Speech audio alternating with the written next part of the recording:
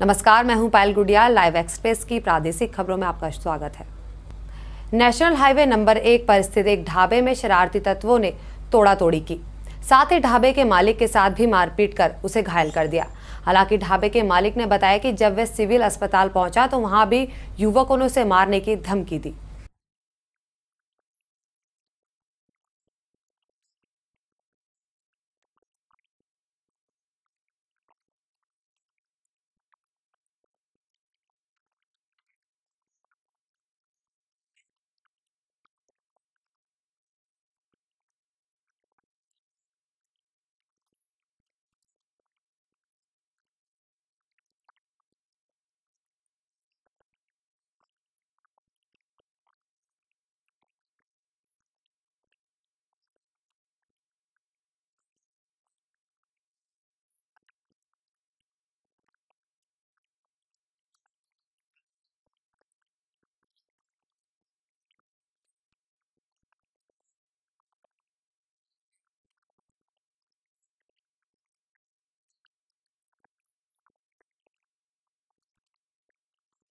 तो रात को करीब 10:30 बजे के करीब मैं काउंटर पे बैठा हुआ था, तो कुछ फैमिली अंदर खाना खाती। एक ब्लैरो आई जिसके अंदर 6 आदमी थे। उनमें से उन्होंने आके मुझे कहा कि हमने ड्रिंक करनी है, हमें अंदर एक टेबल हुआ। तो मेरे मना करने पर उन्होंने मुझसे गाली गलौज की और एक ने कहा कि मैं ब्रह्मपाल राणा का भतीजा हूँ, मेरा टेबल लगवा दे वरना देख लियो। तो मैंने मना कर दिया और से मैं कहा यहाँ पे नहीं होती। तो उसने शराब की भरी हुई बोतल मेरे सिर के अंदर मारी और मैं पीछे गिर गया। और दूसरे ने मेरे ऊपर दोबारा मतलब कि डंडे के साथ किया, तो मैंने हाथ से बचाना चाहा तो हाथ के ऊपर भी लगा। उसके बाद मैं 100 नंबर पे कॉल किया, पीसीआर वगैरह आई। बस वो रात मेरा ख्याल दारू दूरू पीने के चक्कर में आ गए, इन्होंने जवाब दे दिया। बस वो लड़के थे यार, अपना कोई शीशे साथ से कोई मारपीट होगी। अब पुलिस क्या कर रही है? बस वो देख रहे वो लड़के कहाँ है, किसने तोड़ा है, कैसे कार्रवाई में लगे हुए हैं। मामला दर्ज कर हाँ लिया? मामला दर्ज है जी। अपने डिप्टी साहब और एसएचओ साहब दोनों लग रहे हैं जी काम में। यमुनानगर में एक गरीब घर में पैदा हुए बच्चे को फौजी कैंप बहुत पसंद था, लेकिन उसकी मां चाहकर भी अपने लाडले को ये फरमाइश पूरी कर पाने में असफल रहती। लेकिन आज उस बच्चे के सपने एवं उसकी मां के जज्बे को दुनिया सलाम कर रही है, क्योंकि 10वीं पास मां ने अपने बेटे के सपने को पूरा करने के लिए अपनी गरीबी के मनहूस को उसकी पढ़ाई पर नहीं पढ़ने दिया और आज वह बच्चा IMS से लेफ्टिनेंट बन गया है।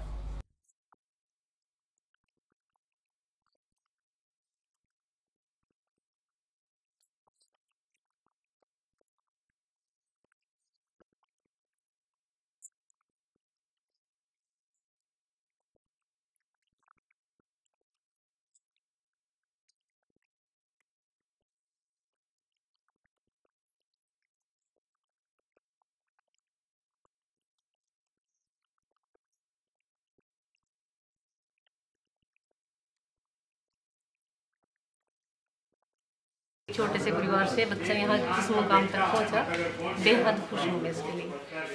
वो इसको ना बचपन से जब बहुत छोटा था ना, ये जब कैप देती थी तो बोलता था कि मम्मी मेरे को तो फौजी कैप दो आप।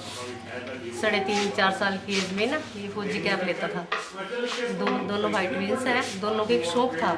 वो भी कई बार SSB में गया, लेकिन लास्ट की कोर में चलो कुछ ऐसा है। मैं मैट्रिक पास हूँ सन 81 की, तो मेरे को शुरू से ही ये शौक था कि मैं अपने बच्चों को इस काबिल बनाऊं कि इनका भी कोई नाम हो। चलो हम तो किसी मुकाम तक पहुंच गए। भाजपा की केंद्र सरकार CBI का गलत प्रयोग कर रही है, विरोधी पार्टियों को तंग कर रही है और CBI को एक छुपे हथियार के तौर पर प्रयोग कर रही है। इस राजनीतिक बदला लेने वाली भाजपा की भावना के खिलाफ आम आदमी पार्टी कल दूसरी विरोधी दल के साथ संसद में आवाज उठाएगी। इस बात का ऐलान आम आदमी पार्टी के नेता और संगरूर से आम आदमी पार्टी सांसद भगवंत मान ने किया।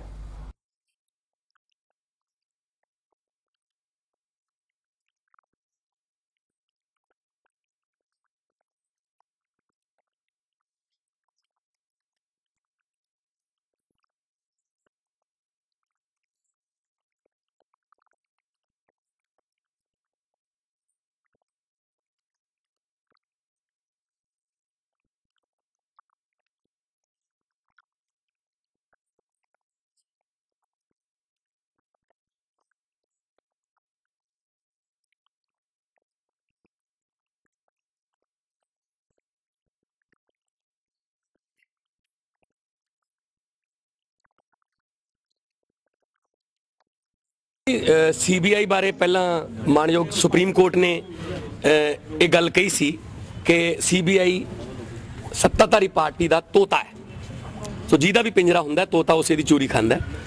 ਇਸ ਤੋਂ ਪਹਿਲਾਂ ਵੀ ਸੀਬੀਆਈ ਦਾ ਮਿਸਯੂਜ਼ ਜਿਹੜਾ ਹੈ ਉਹ ਹੁੰਦਾ ਰਿਹਾ ਤੇ ਔਰ ਮੈਨੂੰ ਸਮਝ ਇਹ ਨਹੀਂ ਆਉਂਦੀ ਕਿ ਸੀਬੀਆਈ ਹਿਮਾਚਲ ਦੇ ਮੁੱਖ ਮੰਤਰੀ ਵੀਰਭੱਦਰ ਸਿੰਘ ਦੇ ਬੇਟੀ ਦੀ ਸ਼ਾਦੀ 'ਚ ਛਾਪਾ ਮਾਰਦੀ ਹੈ।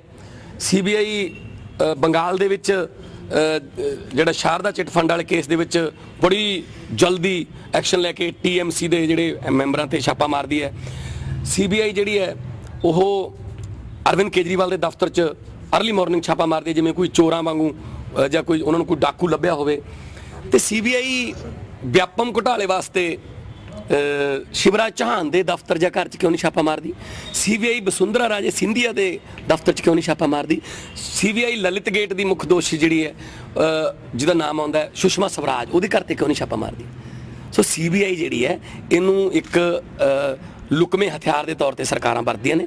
ਦਿੱਲੀ ਦੇ ਵਿੱਚ ਵੀ ਇਹਨਾਂ ਨੇ ਹੁਣ ਇਦਾਂ ਹੀ ਕੀਤਾ ਤੇ ਕੋਈ ਗੱਲ ਨਹੀਂ, ਕਰ ਲੈਣ। ਇਹਨਾਂ ਕੋਲੇ ਘਬਰਾਏ ਹੋਏ ਨੇ ਕਿਉਂਕਿ ਦਿੱਲੀ ਤੇ ਬਿਹਾਰ ਦੇ ਵਿੱਚ ਲੋਕਾਂ ਨੇ ਸ਼ੀਸ਼ਾ ਦਿਖਾਤਾ ਬੀਜੇਪੀ ਨੂੰ ਕਿ ਇਸ ਤਰ੍ਹਾਂ ਬੋਲੀ ਲਾ ਕੇ 1 ਲੱਖ ਕਰੋੜ 1.25 ਲੱਖ ਕਰੋੜ ਦੇ ਦੂੰ, ਇਸ ਤਰ੍ਹਾਂ ਬੋਲੀ ਲਾ ਕੇ ਤੁਸੀਂ ਲੋਕਾਂ ਦੇ ਦਿਲ ਨਹੀਂ ਜਿੱਤ ਸਕਦੇ। ਪਾਰਟੀ ਅੱਗੇ ਕੀ ਕਰਨ ਜਾ ਰਹੀ ਹੈ? ਆਮ ਆਦਮੀ ਪਾਰਟੀ ਇਸ ਗੱਲ ਦਾ ਮੈਂ ਪਾਰਲੀਮੈਂਟ ਦੇ ਵਿੱਚ ਕੱਲ ਨੂੰ ਇਸ ਮਾਮਲੇ ਦੇ ਵਿੱਚ ਅਸੀਂ ਸਾਰੀਆਂ ਪਾਰਟੀਆਂ ਮਿਲ ਕੇ ਵਿਰੋਧ ਕਰਾਂਗੇ ਕਿ ਪੋਲੀਟੀਕਲ ਵੈਂਡੇਟਾ ਜਿਹੜਾ ਬੰਦ ਕਰੋ ਔਰ ਸੀਬੀਆਈ ਦਾ ਜਿਹੜਾ ਸੀਬੀਆਈ ਨੂੰ ਤੋਤੇ ਦੀ ਤਰ੍ਹਾਂ ਵਰਤਣਾ ਜਿਹੜਾ ਉਹ ਬੰਦ ਕਰੋ। ਸੀਬੀਆਈ ਦਾ ਕਹਿਣਾ ਜੀ ਵੀ ਉਹਨਾਂ ਪਾਰਲੀਮੈਂਟ ਸਕੱਤਰ ਦੇ ਛਾਪਾ ਮਾਰਿਆ ਤੇ ਪਾਰਲੀਮੈਂਟ ਸਕੱਤਰ ਦਾ ਜਿਹੜਾ ਪ੍ਰਿੰਸੀਪਲ ਸੈਕਟਰੀ ਜਿਹੜਾ ਹੈ ਪ੍ਰਿੰਸੀਪਲ ਸੈਕਟਰੀ ਰਜਿੰਦਰ, ਉਹਨਾਂ ਦਾ ਦਫ਼ਤਰ ਅਰਵਿੰਦ ਕੇਜਰੀਵਾਲ ਦਾ ਦਫ਼ਤਰ ਇੱਕੋ ਹੀ ਹੈ।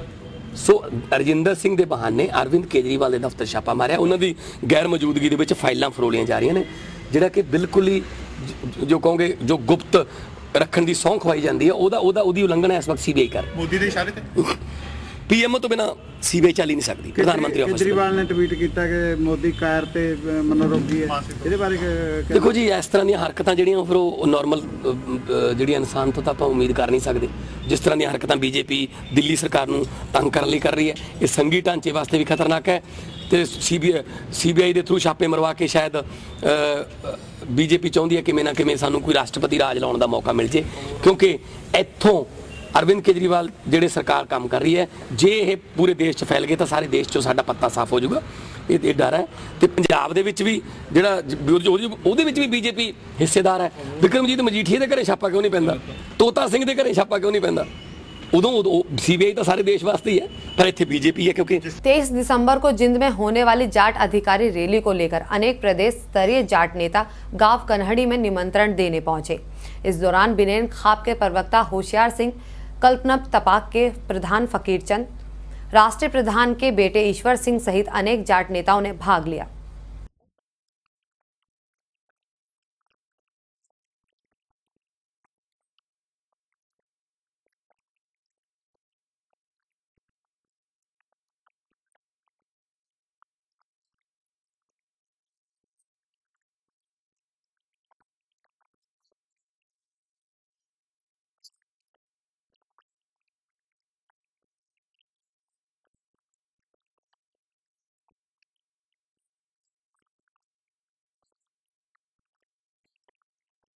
हमारा यहाँ किसी बिरादरी ने किसी का विरोध नहीं है जी, और आरक्षण ले ये हमारे साथ है जी। बल्कि तरक्की जी यहाँ से हमारी पूरी बनैन खाप से जी हजारों की संख्या में लोग जाएंगे और बड़ा जोश है जी। हम 43, 46, 47 का हम निकाल चुके हैं जी। हम इतना जोश है जी, सभी आपके पैसों से, आपकी जेब के पैसों से गाड़ियाँ और बसें मोटर में बड़े लोग जाएंगे जी। उसके बारे में ये चार किया जी, पहले पंजाब इस मैटर में नहीं था जी, नो स्टेट में पंजाब इसके मैं ले लिया जी आरक्षण की नई नीति में।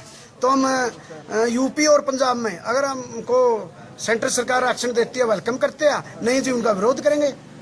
तो उसको बढ़िया बयान दिया जी और जाटों का पक्ष करिया जी, और हमारी जाटों की वकालत भी करिए, ठीक बयान था जी। राजकुमार सैनी की रही बात जी, सभी सैनी हमारे खिलाफ नहीं है। एक नाता को सैनी आपकी राजनीति के लिए, सुरक्षा बढ़ाने के लिए, जो पार्लियामेंट में दबाव बनाने के लिए, मैं पद पाने के लिए आपकी वकालत करता है जी।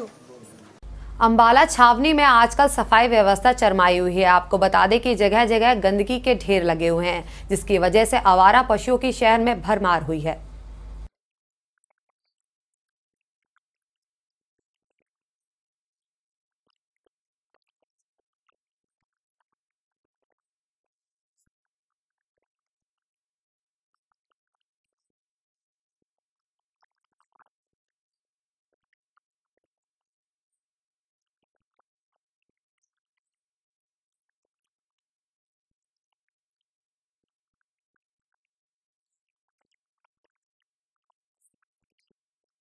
कैंट में तो आप कहीं देख लो, रोड पे देख लो, भी देख लो, प्रशासन इसकी तरफ कोई ध्यान नहीं दे रहा, ना ही किसी की तरफ से कोई आवाज़ उठाई जाती है। इसकी वजह से गंदगी है, कोई गौर करने वाला है नहीं, कहने वाला है नहीं। कंप्लेंट की है वैसे आपने? नहीं, हमने 1-2 बार कहा, यहाँ कमेटी वर्कर आते हैं, लेकिन कोई सुनवाई तो है नहीं। ये सफाई नहीं होती, नाला भी भरा रहता है, कूड़े वाला भी कम आता है, कभी आ गया कभी नहीं आया, बस। किसको दोष मानते हैं आप? तो जो है यहाँ के मेंबर हैं वो कुछ भी है, सरकार कुछ ध्यान नहीं देती। देखिए, चरमराई तो नहीं, अभी हमने 3 महीने कम से कम 200 भाजपा कार्यकर्ताओं ने मिलकर एक हमने अभियान चलाया था, और जिसमें सारे अधिकारी भी हमने शामिल करे थे, जैसे ईओ है या डीसी साहब है या कमिश्नर हैं, उनकी सहायता ली गई थी। और आपने देखा भी होगा कि बहुत जगह से हमने जो है जहाँ गंद के ढेर रहते थे वो पॉइंट ही ख़त्म करवा दिए, जिससे बाज़ार की शोभा सारी ख़राब हो रही थी। लेकिन सब करने के बावजूद हमने देखा कि जहाँ जहाँ से हमने खाली कराए हैं वहाँ पे लोगों ने फिर गंद डालना शुरू कर दिया। तो अब हमने डीसी साहब को ये लिखा है कि जब तक आप लिफाफे बंद नहीं कराओगे ये कभी भी गंदगी बंद नहीं हो सकती। और कानूनी तौर से भी आप लोगों को पता ही है कि ये सब लिफाफा बंद हो चुका है, लेकिन इलीगली ढंग से ये सारे शहरों में बिक रहा है। और गंद बहुत थोड़ा, अगर आप कभी आपने कवर भी करा होगा, देखा भी होगा, सिर्फ पॉलीथीन के लिफाफों से भरे हुए हैं सारी जगहें, वो लोग भर लेते हैं और बाहर फेंक आते हैं। तो ये प्रशासन का काम है। जिस दिन प्रशासन ये सारे लिफाफे बंद करा देगी, मैंने उनको यहाँ तक भी लिखा कि आप एक बार प्रयास करके माला छावनी को पॉलीथीन फ्री डिक्लेयर कर दें, कि कोई भी, जैसे हिमाचल में नहीं लगता, हिमाचल में भी नहीं लोग यूज़ करते, तो थोड़े दिन बाद लोगों की आदत अपने आप बदल जाती है। तो थोड़ा प्रशासन ने काम करा भी है, वो भी आपका संज्ञान में है कि उन्होंने काफ़ी लोगों के चालान भी काटे हैं, लेकिन अभी भी वो जो व्यवस्था है वो दुरुस्त नहीं हो पा रही। लेकिन शहर के अंदर जो अभी भी गायें ऐसी घूम रही है, सूर घूम रहे हैं और पूर्ण रूप से गंदगी के ढेर नजर आ रहे हैं। नहीं, प्रशासन ने देखो हमारे कहने से दस्ता बना रखा है, और आज की डेट में बहुत कम गायें आपको सड़क पे मिलेंगी। लेकिन अभी भी कुछ लोग हैं जो रात को दूध चोगे है, वो अत्याचारी कर रहे हैं गाँव पे, क्योंकि वो ये चाहते हैं कि हमारे घर गोबर ना करे गायें, इसलिए वो सड़कों पे छोड़ जाते हैं, लेकिन बहुत कम है। फिलहाल प्रादेशिक खबरों में बस इतना ही। देखते रहिए लाइव एक्सप्रेस।